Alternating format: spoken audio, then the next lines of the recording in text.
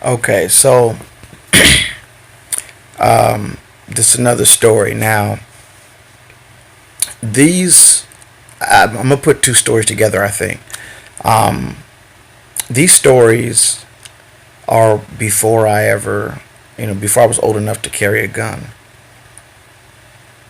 And I'll start with the oldest one.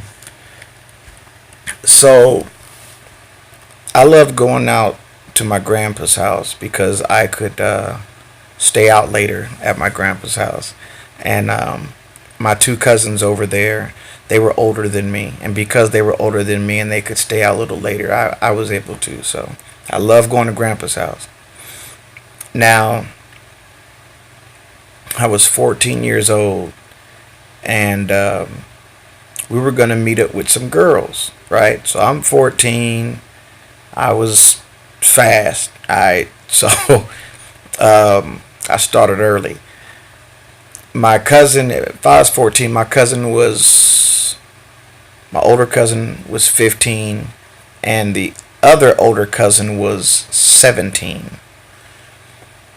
And so we went to go meet these girls, and it was late, man. It was like, I didn't have any business being out there this late. But it was like 11, 11 o'clock p.m. And we're about to go hang out. Like, we call these two chicks up. I remember their names, Alicia and Lily. And so we get like halfway to their house. Actually, we were much more than halfway. We were pretty much there, but we were within like a couple of blocks and didn't know exactly where they were at. So we thought we might have to, this was before cell phones, so we were going to have to go to the store, which wasn't too far, get on a payphone and say, hey, we're here, come meet us. They were supposed to meet us on the corner. So as we're waiting on this corner, my two cousins were across the street, standing on top of these steps, like basically right in front of the door of this church that's on the corner. And there's like a flight of steps up to the door of the church, and it was a very steep, high flight of steps. Like, it was probably 8 to 10 steps high. And so anyway, they were up there, and I went across the street to try to get a better look, to see if they were coming. So, man, wow. So this might be the first thing that happened to me, like, that I can really remember. When we got tied up and stuff, I was like 2, 3 years old, so I don't really remember that. But anyway, I went across the street, looking down the street, trying to see if I can see him. Next thing you know, this car pulls up. I mean, pulls right up to me. And the guy is hanging out the window. He's got a bandana around his mouth, red, and he's got a red bandana over his head. So all you can see really is his eyes. His nose and head is covered with red bandana. And they pull up. I mean, they're just moving, like, they weren't driving like they were about to stop. They were moving real fast, and it just came to a quick halt right where I was across the street. And he hangs out the window and he puts a 12 gauge. Well, let me say shotgun, because honestly, it could have been a 20 gauge for all I know at that time. I was only 14 and I wasn't paying attention to that. But he put a shotgun to my forehead. Man, I was 14 years old, man. He put a shotgun to my forehead and he said, come up out your shit. That's what he said to me. Come up out your shit. And I'll never forget. it felt like, every time I tell the story, I say the same thing, but it felt like my soul left my body. Like I kind of just backed up. My soul felt like it backed up, like, and I just kind of looked, almost like I looked at myself, and I looked at the gun, and I'm like, oh my God, like that. It was really your life flashing before your eyes, like that's real. Like you see it different, and my heart just dropped, and I'm like, oh my God, I'm not thinking robbery. I ain't never had no shotgun to my head. Not yet. Not at that age. It's messed up that I said yet. And I said, "Oh shit."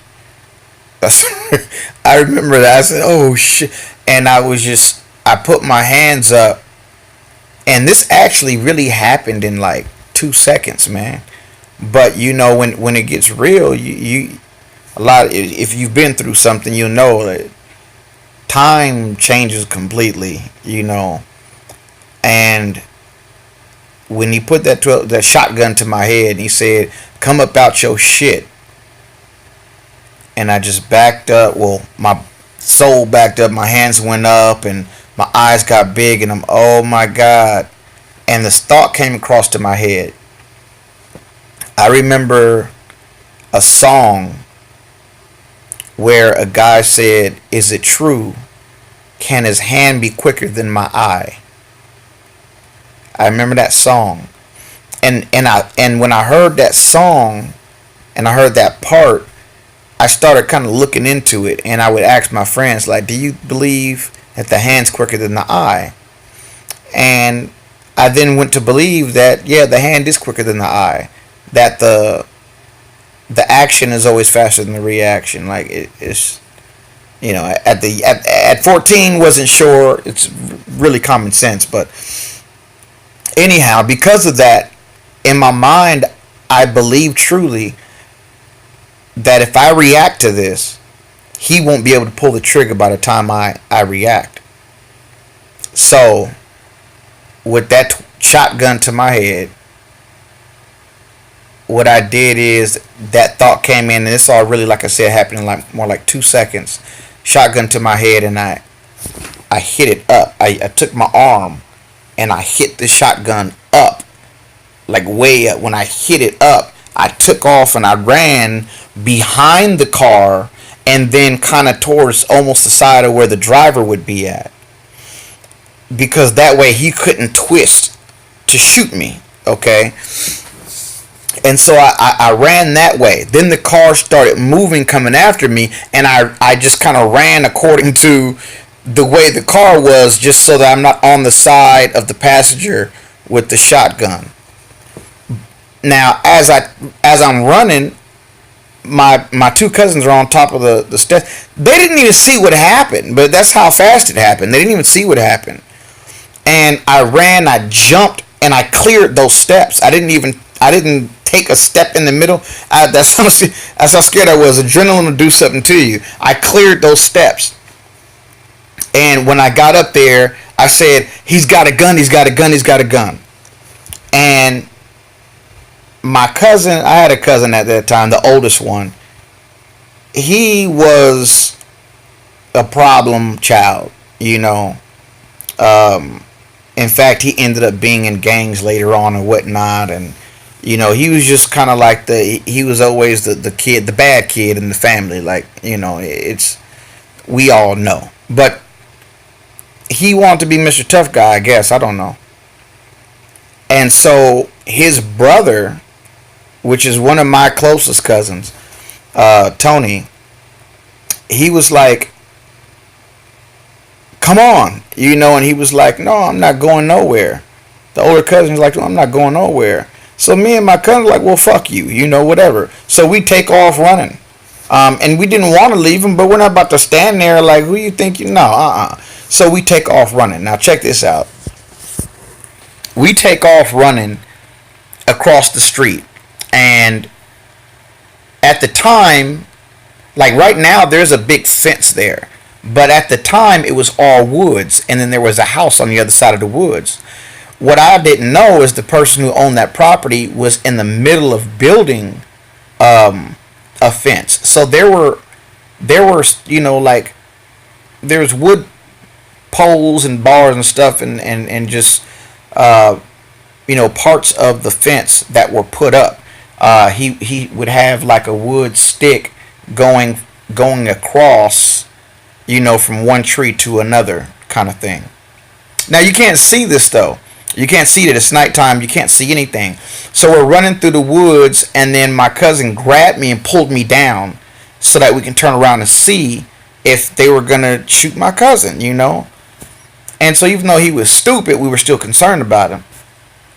Um, and so he grabbed me and pulled me down, and we turned around and looked, and they were pulled up by him. He was still up on the steps. It looked like a conversation might have been going on. Couldn't tell. So we stand up to keep running, and as soon as I stood up and turned around, I BS you not, there was the wood, the wood stick or whatever going from one tree to another, and it had nails in the wood going across. When we were running, we didn't see any of this. Okay, so when I stood up and I turned around, I seen it. It was right in front of my face. Luckily, my cousin pulled me down, pulled both of us down right before we were about to run into a wood board with nails in it. So the world is a trip, man. Anyway, we ducked underneath that, went to the house, we're banging on the door. Let us in, let us in, someone's trying to kill us, let us in. The guy came to the door, he looked, and we're screaming and knocking, let us in, someone's trying to kill us. But we're like, young black teenagers, like, you know how it is. A lot of people are afraid of black teenagers, like we're all, anyway. So he wouldn't let us in, but he got on the phone to call the police. And so that car, it turned back around and came over to where me and my cousin was at this house. So when they pulled up while we were at the house, and I remember saying, I don't want to die, I don't want to die. And I kept begging on the door, help us, they're here, they're going to kill us. And thank God they just drove off. Finally, the police came, and they asked us questions, what happened, told them the story. Guy in the house was like, hey, I'm sorry I didn't let you in. I didn't know what was going on, and I really kind of I'm understanding of that. Right now, somebody's beating on my door and screaming someone's trying to kill me. I mean, I'm in a different situation. I got firearms, you know what I mean? So I'm not as afraid of someone trying to come in and hurt me. I might try to save someone. In fact, there's, depending on the situation. But I just can understand, like, if I didn't have a gun and there's two teenage boys banging on my door, I don't know. I don't know if I would let them in myself. But you don't know what you're gonna do to you in the situation. That's how it is in most situations. Now the police finally came, and what was going on, what happened. We told them what happened, color of the car, which direction it went, and that was that. My mom and dad, oh, they were pissed. And I think they had a conversation with my grandpa.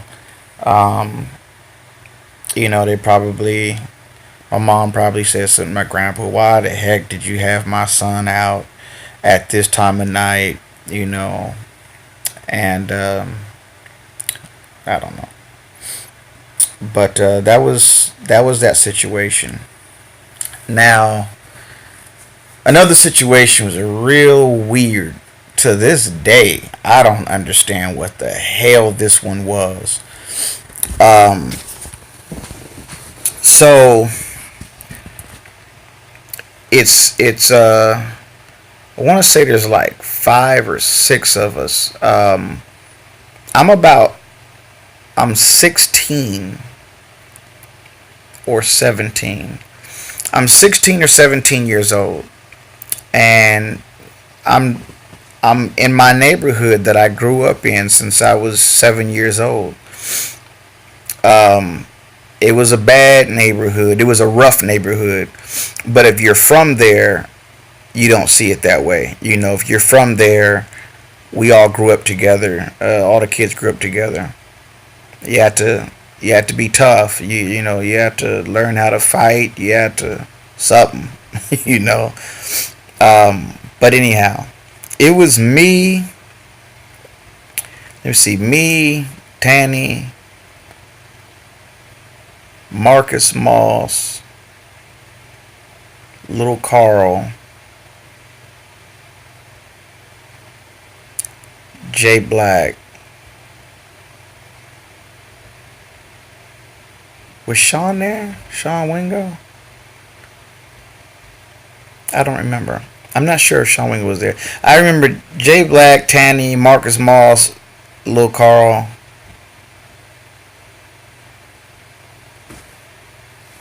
That's all I can remember right now.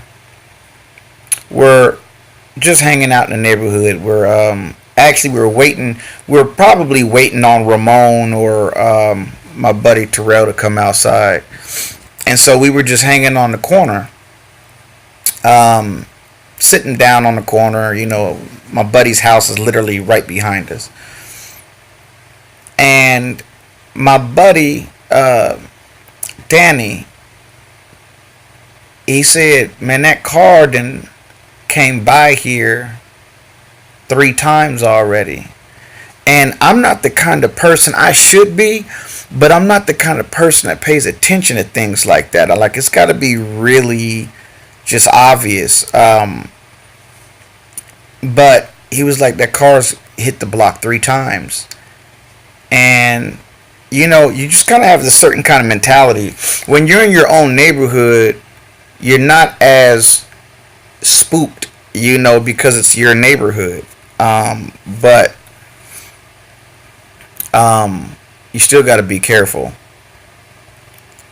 And so then the car comes again, and he's like, "I told you that car done came through here 3 times. So now this coming down again. This is number 4." So now that I'm paying attention to it, I'm like, it could be anything. So we kind of looked at the person driving. It was a Honda Prelude, and he had really squeaky brakes, real squeaky brakes. So he went around the corner again. We're still sitting there on the corner. Boom. He comes again. That's number 5. 2 minutes later, here he comes again. That's number 6. We're like, hey, look, if this guy comes through here again, let's get up and walk. Here he comes. Boom. Like 5 minutes later, boom, he comes again. This is number 7. All right. So we stick to our plan. Let's go. So we get up and we start walking. We walked a block north, and then we turned right. Now here's the crazy part. As we're walking, the car is following us as we're walking. So it's doing 2 miles an hour. He's just slowly, driving by us, and we're like, what the hell is this? But we're still just walking, and we're not scared, but we're just like, what is this? Because it's one guy. Like, what are we scared of? You know what I mean? It's one guy, and there's 6 of us. So boom, we turned right. So in the middle of that block, he's still following us slowly. And so we're talking to each other. We're like, all right, look, I came up with the idea. I said, look, this is what we're gonna do. Nobody knows our neighborhood like us. We grew up here. We know every single cut, alley, backyard, fence, everything. And so I'm like, look, we're gonna cross the street. We're gonna pass up this street here. We're gonna once we get to the end of that gate, we're gonna cut back and come up this street. What that guy doesn't know is there's these steps that are almost kind of like behind the bushes, and you can take those steps up to. It's almost like a whole different part of the area. You know, it becomes a whole different part. Like you're not even exactly in the valley anymore.